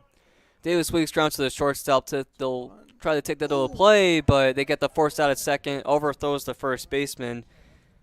That was Aaron's to Lennon Hidden. That was a 6-4, and then the third throw, the 6-4-3, the three part was not completed. Now batting the first baseman, number 4, Christian Ferrari. So one out of that, and there will be two gone. Would have been a key double play to turn there for East Peoria, but they'll take it out where they can get it out. Yeah, you take the out, and even with the throwing error, the runner stayed on first base. So it's one of those errors that really didn't affect you that much. Christian Ferrari up for the Eagles, and he takes a first pitch strike. Ferrari, the first baseman. Junior. 0-1 on the first baseman. Is sent out the center high up in the air. That would be Hartwell to make the grab and now retire the side. East Peoria is still in this one. They're only down by 2-4. Gabe Munoz sends a home run out the left field. That gives more insurance to Dunlap, and Dunlap up 4-2. Yeah, I mean, I would say they only got 2 more turns at bat here. You know, you gotta start manufacturing those runs. You gotta get runners in scoring position. Like I said, they've had multiple times this game. They've had runners on first and second, nobody out. They couldn't cash it in. Now is the time you really gotta buckle down, be smart, make smart swings, and take your walks when you can. They've been very aggressive in this game, so they really gotta, like I said, manufacture those runs to at least tie this game, take the lead. I gotta believe the East Peoria left on base count has got to be up in terms of the 6, 7, 8 count. If I had that number, I'd tell you, but it's got to be between 5 and 10. It's got to be up there for sure. They just gotta work on it. The runners in scoring position have been, I don't want to bash them at all, but you got to start executing those situations, and they haven't been able to, unfortunately. But there's a lot of game left. We still got 2 innings to go. They got enough time to get back in here. Owen Schisler on the mound to continue his outing, the second inning of work for the lefty. He's pretty dominant in this first inning, the 5th. Now he gets the 6th. Now batting the pitcher, number 8. He's probably got one of those the new manufactured pitch in major leagues now. They call it the sweeper. That's what it looks like. He's got one of those. It looks pretty nasty too from up here. I don't think I'd be able to hit it. I can only wish to have that much break on mine. Jesus. Foul out back by Duncan. Looks like it's going to get out of play, and it nails the dugout.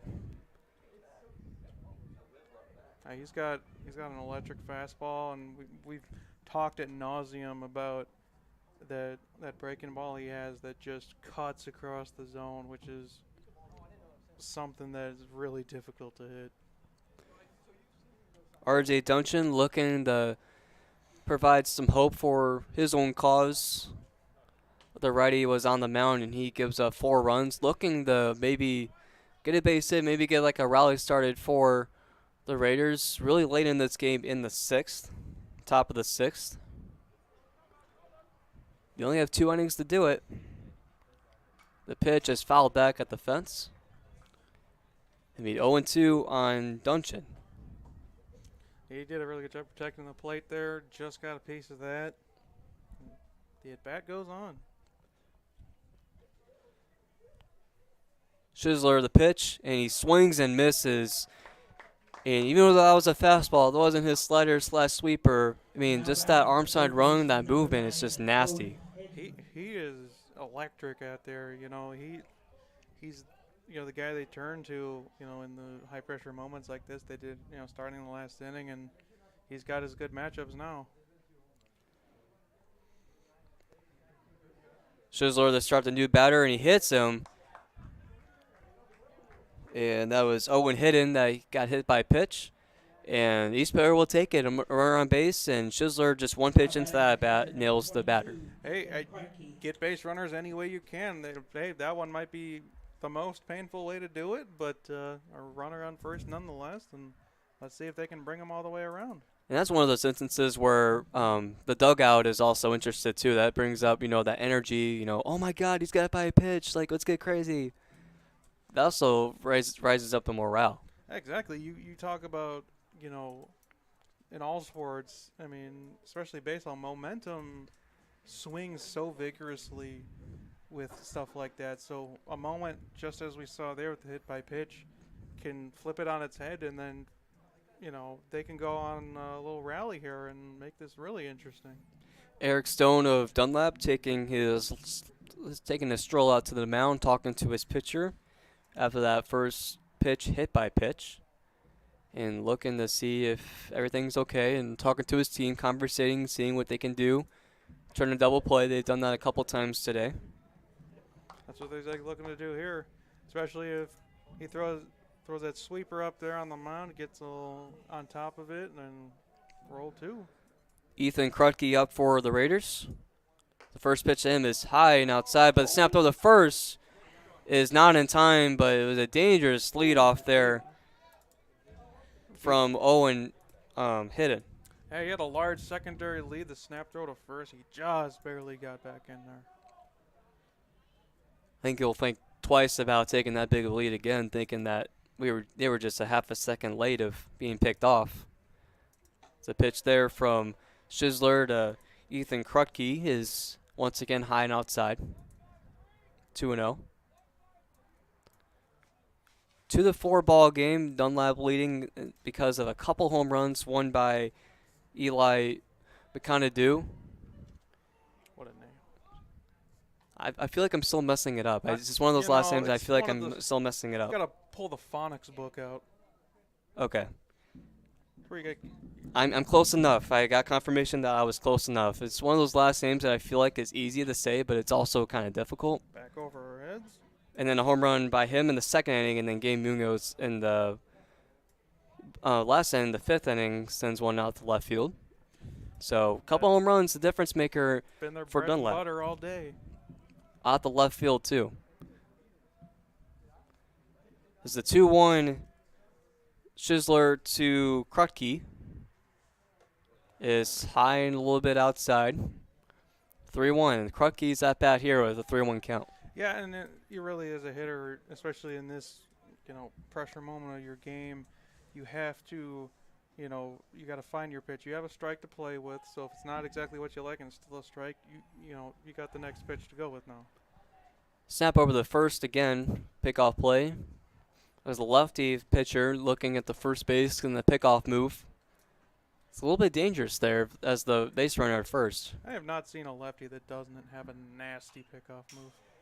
That one, that foul back by Krutke, probably would have reached us, and yeah, you were already there. We probably should have, it's going to be hard. It's going to be hard regardless. I was going to say, we can bring your baseball gloves here, but it's going to be hard if we had the window open to catch the ball due to the fence. 2-2, or excuse me, 3-2, a full count on Krutke. And that ball is sent up high up in the air. And, good effort there by the catcher. That was Gibbs. They're trying to make the play, but the no avail. He dives, but foul ball. That's one of those plays as a former catcher where you're looking up immediately in the sky. You flip off your mask. Your teammates are trying to help you where it's at. You don't get an initial read on it. It's falling rapidly. And you saw at the end there, he made like a dive forward, just hoping it was going to fall into his glove. Shizzler looking at the signs. Agrees. The payoff full count pitch. Swing and a miss. A big strikeout there from Shizzler. Krutke chases the high cheese and the no avail, and the big out number 2 for Dunlap. He is just continuing to pound the strike zone. He has not thrown many balls in this game.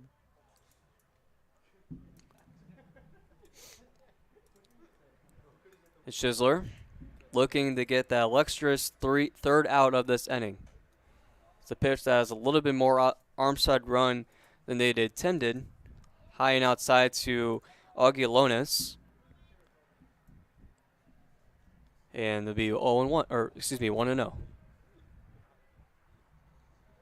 Shizzler's 1-0. In there for a strike, and he evens the count at 1-1. Be really big key here for Lones to get on base. Just any Dunlap or any East Peoria player really for that matter. Just get on base, keep the trend rolling, juggle some hits, juggle some base runners, and make things tough on a really good pitcher that is in Owen Shizzler. Yeah, he's just been dominant. About to finish his second inning here. The 1-1 from Shizzler. It's a really good pitch there, but just a little bit more break. That was that sweeper we keep talking about. He started that in the middle of the play that broke. Just too much inside there. I feel like that would be a really good pitch to a left-handed batter, but right-handed batter, I feel like you probably could have seen that a little better. As Lones, nice space hit into the right center field. That might reach the gap. And it will. He's going to try to go for second. They're going to send the East Peoria runner. Throw to the plate is in time. It's so in time, in fact, that again the pickle. And they get the runner out of third base. What a throw from right field. That was Noon out in right field for the Eagles. And he was able to gun down the runner. And now retire the side for Dunlap. A big key out for the Eagles. They still lead this game 2-4. That was a missile of a throw. That was right on target to the catcher. Just a little bit up the line, right on target. The runner was only halfway down the line, and he was dead meat. Well, you mentioned R.J. Duncan. The last inning might be his last inning, but he's still on the hill. You got to wonder maybe East Peoria is left deaf on pitching. That's on the lower side coming into this game. Yeah, you got to wonder. I mean, he's at 85 pitches currently. You got to wonder if this inning doesn't go quick, this has to be his last, right? Yeah, I mean, I think if he sniffs 100 pitches, they might go get him, especially at the high school level. You don't want to overuse your pitchers like that. You know, they're still in the early stages of their arm development. You don't want to, start to get that fatigue in that arm so early where, they'll pitch and they won't be able to pitch for a week and a half afterwards because they have that lingering arm soreness that, God willing, doesn't, turn into anything serious, like Tommy John or anything like that. I'm still in this mindset of really small school baseball, like the 1A, 2A level, where some teams that I've played and even some teams that I've been on only have one or two pitchers in general that can actually pitch. So that might be the case for East Peoria, but I'd imagine them being 15-2, I'd imagine they have more than two pitchers. I think it's just a matter of where they are pitching-wise coming into this game, depth-wise, and they probably aren't in the best depth position in terms of the arms they have. And R.J. Duncan, we've said it, and it's on our stat sheet. I mean, he leads the team coming in with a 0.97 ERA, so he's still good. Yeah, and I mean, that's what you refer to as a bulldog on the mound. They're going to eat those innings. He's still had a decent game. I mean, like I said, really those three pitches he's thrown that's Two of them got hit out of the ballpark. One was a bullet into the gap that scored the other two. But it's one of those things where he just gotta go through it. He's still pumping them in now. RJ Duncan, like you said, still pumping in fastballs. 2-2 on Eli Baconico. Take you back to the second inning of this ball game. He got the scoring started with a moonshot of a home run to left field. It was scorched. I mean, you can tell from the sound of the bat that ball was scorched, and it was no play for the left fielder, obviously. Them going over the wall, that was what started the scoring. And Dunlap has not really looked back since. Had the lead for all of this game, 4-2 so far. Yeah, they have not let it up quite yet, and they don't plan on to. Ball out to the right side, and a diving play. The dugout is avoiding our view, and it looks like they're not able to make the catch.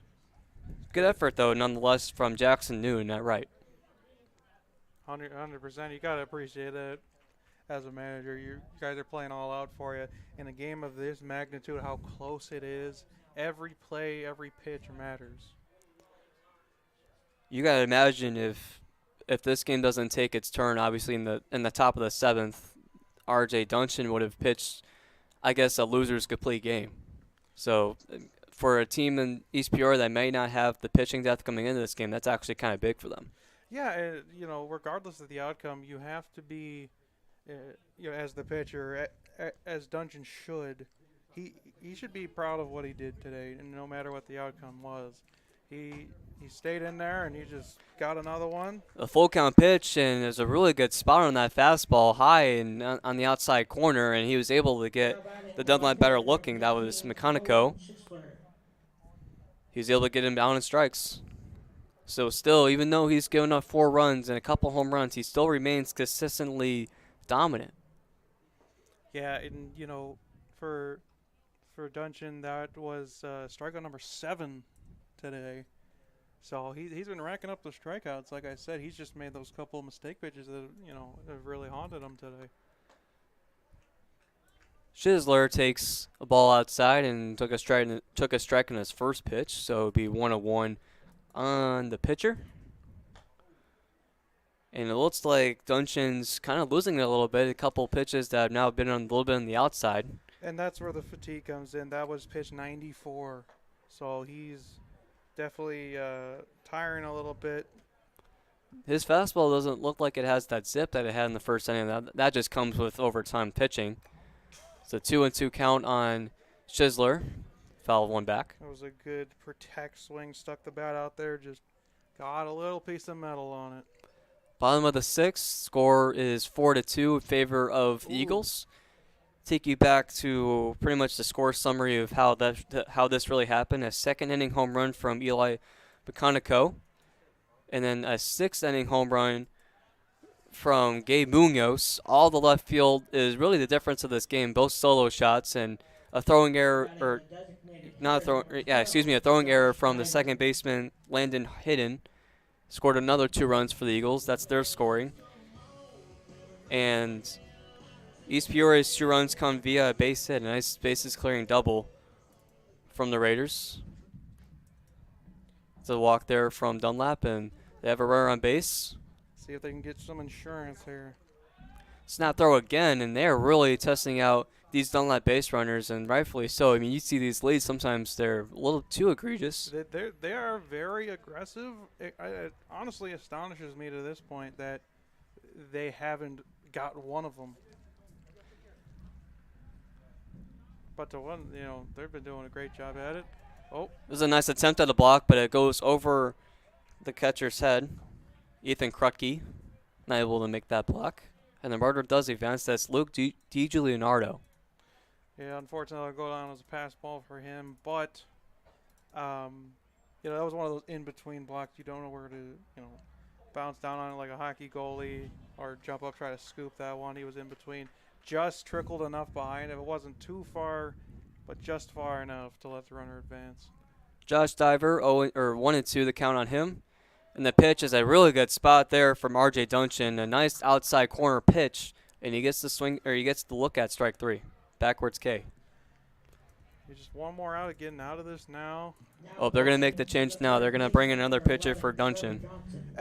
Understandable, like we were kind of touching on the fatigue element. Like that last pitch was pitched number 103 for him. So for him, he should definitely give a round of applause coming off the mound here.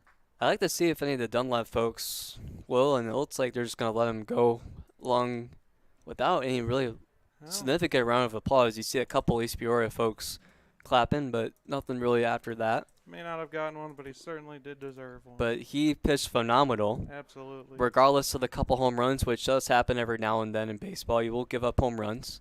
That does happen, but regardless of that, phenomenal.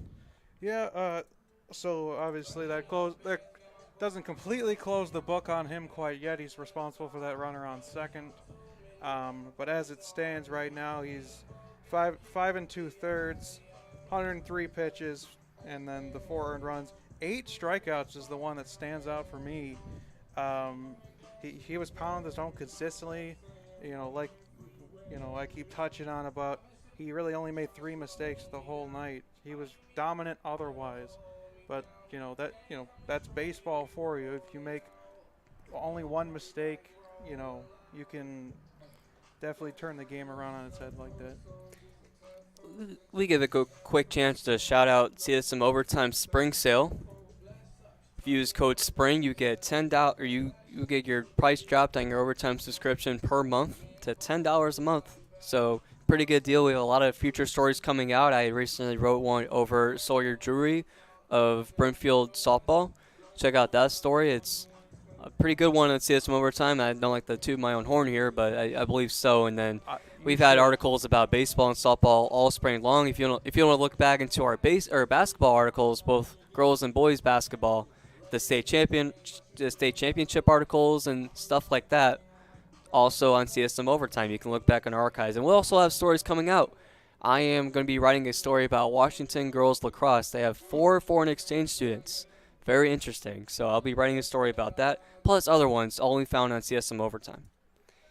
And also looking back on Monday, and this is all obviously a 2-game series, the second half of a 2-game series. Monday, Dunlap beat East Peoria 8-0. So Dunlap looking to sweep the series against a pretty solid East Peoria team.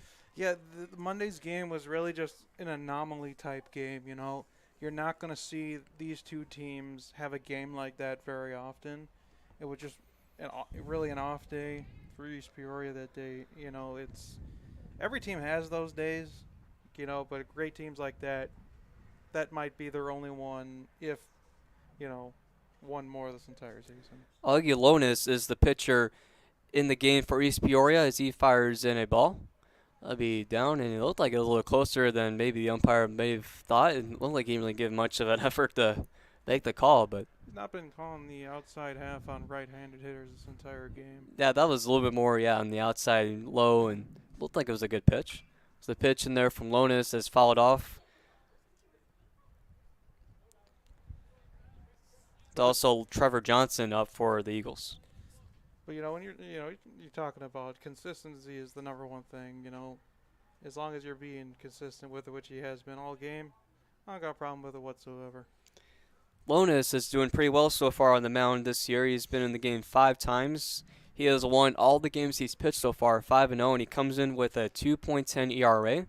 Very so solid. Pretty good, and he shows it off there, striking out Johnson on a fastball outside, and East Peoria has one more chance to maybe make this more of a game, get the lead or tie up the game. It is 4-2 after the top of the 6th. And, we would be lying if we didn't say this was the game we were expecting to get, 2-run game heading into the... Or, top of the 7th, going into the top of the 7th. Yeah, like I was saying, we'd be lying if we were saying that this isn't the game we expected to have, right? 2-run game, going into the final inning here. Got the nasty left-hander on the mound. And he's looking on to complete which would be a 9-out save. Pretty impressive stuff there from Owen Schisler for the most part tonight, the Dunlap team. A couple home runs. Defense has been stellar. A couple of diving catches out by center field and right field, and obviously the pitching has been dominant, both from Treston Ryder, who will be on the hook for the win, and then obviously Owen Chisler, like you said, the 9-out save. That'd be impressive in itself. Do you think when they win, do they say, hey, let's go to Shizzler? Like Sizzler? Yeah, that's a good question. That's actually a pretty good question. I'd say, Sorry, that was horrible. I mean, yeah. I mean, yeah. I mean, that's like a nice like baseball insider joke that they probably would have at Dunlap. That was horrible. Sorry, everybody. That was I No, don't- no. I don't bust out the bad puns very often, but there's one for you. I will say this about. It's the final inning. We're getting. I will say this about the last name Chisler. He's sizzling right now with this fastball. Oh, there it is. I love that.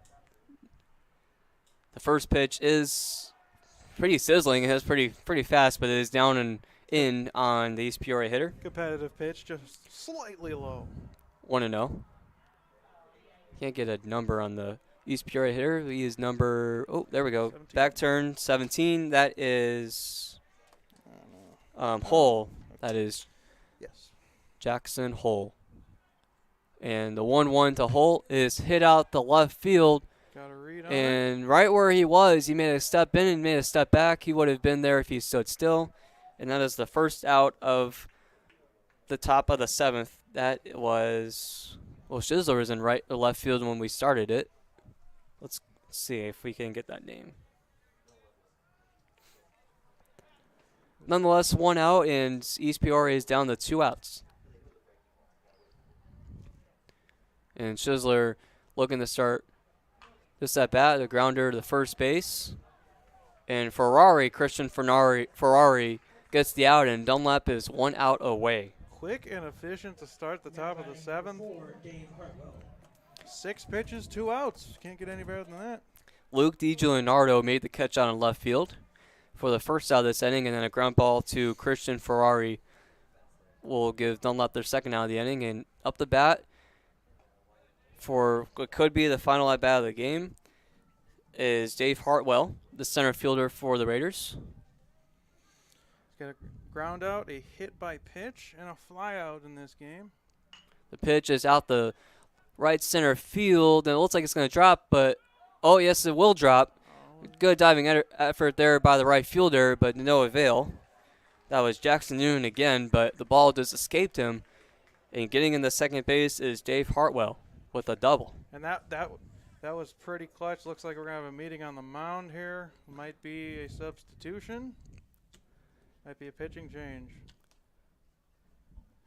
I mean, they can do what they want as that coach, obviously, but I think if I was that coach, I would keep Shizzler in there. Being pretty dominant, but if I would say if this next batter, this is Landon Hidden, if he gets on base, then I would actually look into making that pitching change. Yeah, obviously you got to think about it. Looks like they're keeping him in. You got to think about now with you got the tying run up to the plate now. So you're one swing away from tying this ball game up. They've seen him now. This is 3rd inning in there. You know, they're starting to time him up. You can tell the swings are getting better and better. But we'll see. He's still on the mound, and here we go. Landon Hidden, the tying run up to the plate for the Raiders. The pitch from Shizzler is down and away for a ball. Hidden 0 for 3 currently. He's hoping to change that and help his team close the gap. Kurt Sosnowski is the winning run on deck, and if he were to be up, then he would be the winning run, like I said before. But that's a pop-up. It's a tough play there, and it will fall, and a runner will score. And Landon Hidden wise to hold up at first base, but like I said, East Peoria, a run does score. That was Dave Hartwell rounding third and heading home, and now it is a 3-4 ball game. So now you got the tying run on first base, 2 outs here. You hit one in the gap, that's trouble. So now you got to play that no doubles defense to try to cut that off. Hopefully save that tying run from coming around. I did say winning run. He would be the leading run. Yes. That's the correct way to put it. Yes, It's not. Go ahead run. Yes, and the go ahead run too, not the winning run. Could be the winning run, but Who knows? Yet to be seen. As first pitch strike in there from Shizzler to Kurt Sosnowski. Who himself 0 for 3 fly out, ground out, and he struck out his last at bat. So hopefully put one into play here and hopefully tie this ball game up, maybe give his team the lead here. The 3-0 hitter. Pitch is swung on and missed. And 0-2, so East Peoria is down to their final strike. This is where, as a hitter, you just gotta, you gotta be smart, but at the same time be protective. I know it's difficult, but the best hitters can certainly do it. The pitch is popped up, another tough pop-up play, and it looks like the right fielder has it. That is Jackson Noon, and they'll make the catch. Eagles win it 4-3. And the Dunlap Eagles take care of business Threw his against the East Peoria Raiders. Final score being 3-4. And Dunlap sweeps the series against East Peoria and takes sole possession of first place of the Mid-Illini Conference. What a game. I mean, this is the exact game we expected to get, down to the last batter, tying run on first. It could not have been any better than this. We could not have wished for a more competitive and more captivating game. What did you think the key was for Dunlap in today's game? The situational hitting for me was what it was. They had obviously the 2 home runs. They had, the big double to drive in their other run. That's what it was for me. That situational hitting with runners in scoring position is essential for all good teams. That's what the best teams do. In East Peoria, they did the same thing.